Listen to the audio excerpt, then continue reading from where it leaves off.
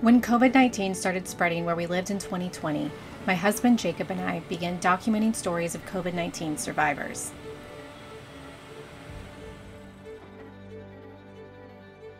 Jen was one of the first people we met. She's a nurse at a hospital in Manhattan. When she was a teenager, she was diagnosed with psoriatic arthritis, fibromyalgia, and hypothyroidism. Thanks to her compromised immune system, she was in the first wave of people to catch COVID. My body doesn't respond to bacteria and viruses in the way a healthy person's immune system responds. You're supposed to fight it. I kind of invite it over for lunch and help it hurt me. So it's a unique position to be in when I get sick because I have to be very careful.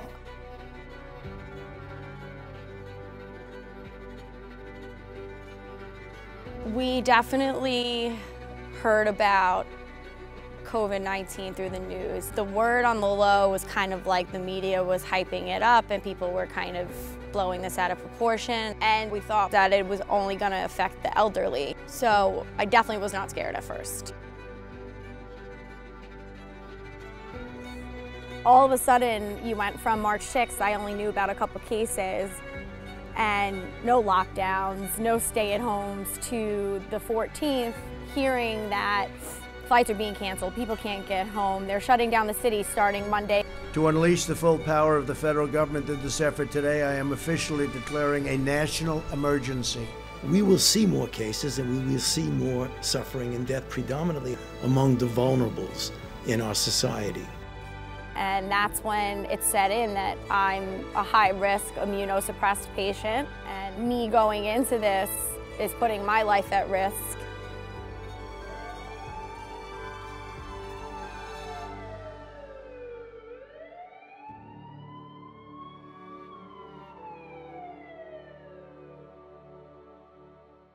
On Monday, I noticed like a decrease in my taste and my smell. And what kind of made me feel weird though was I had ordered spicy chicken wings and I couldn't taste them. But I still didn't think I had COVID because that wasn't a symptom that was talked about at that time. Tuesday I woke up with what felt like a cold, and throughout the day progressed to I felt like I had the flu. Friday came, my symptoms went from feeling like I had the flu to feeling like I had labored breathing, extreme fatigue and weakness. My wet cough turned into dry. It was so bone dry that it hurt. By Sunday, I had to take like deep breaths after 2 to 3 words. I could barely walk to my kitchen, and I live in a studio. I could barely walk to the bathroom without having to stop and gasp for air. By 9 o'clock, I was sitting on my couch, very calm, kind of getting into like a meditated headspace, and I just felt like I had a horse galloping like on my chest. So like I was having palpitations. So I also had severe chest pain, and then I started gasping for air. I was unsure if one of those gasps would have been my last one. I was afraid to call 911 and it take too long. I put on a mask. I wrapped a scarf around my face. I called an Uber. I'm only 4 blocks from the hospital. And I said, open the windows and drive fast and bring me to the emergency room.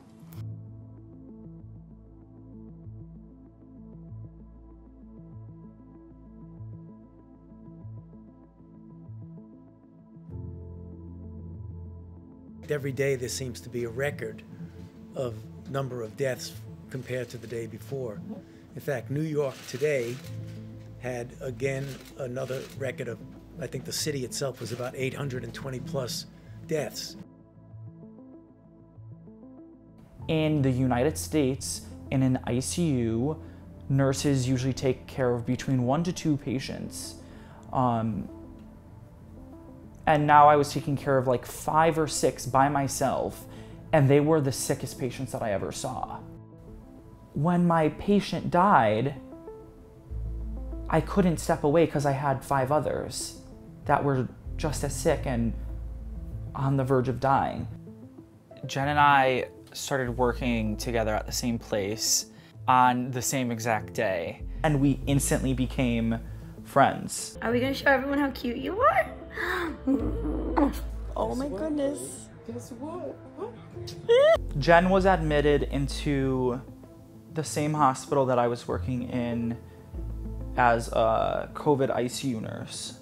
When she was in the emergency room, she put me on speakerphone just so I could listen to everything the doctors were saying, because she was so overwhelmed. And all I could picture in my mind was her getting so sick like all these other patients. I'm back on oxygen because I had an episode. I dropped to 95 while my nurse was in the room. And the room I was in and the unit I was on is identical to the 4th floor where I worked.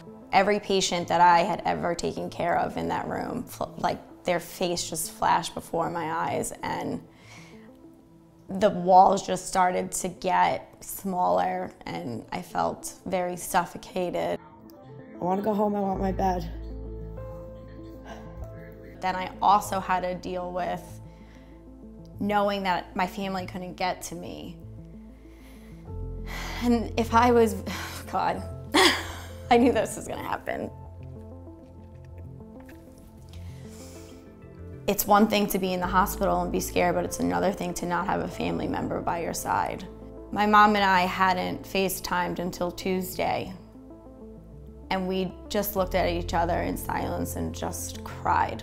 She's never not been by my side, and the thought that there was a chance that I might be vented and she might get that call, or that I would have to tell her, hey, they're gonna vent me now, I'm going under. There's not a single word in the English dictionary or any language to describe that feeling.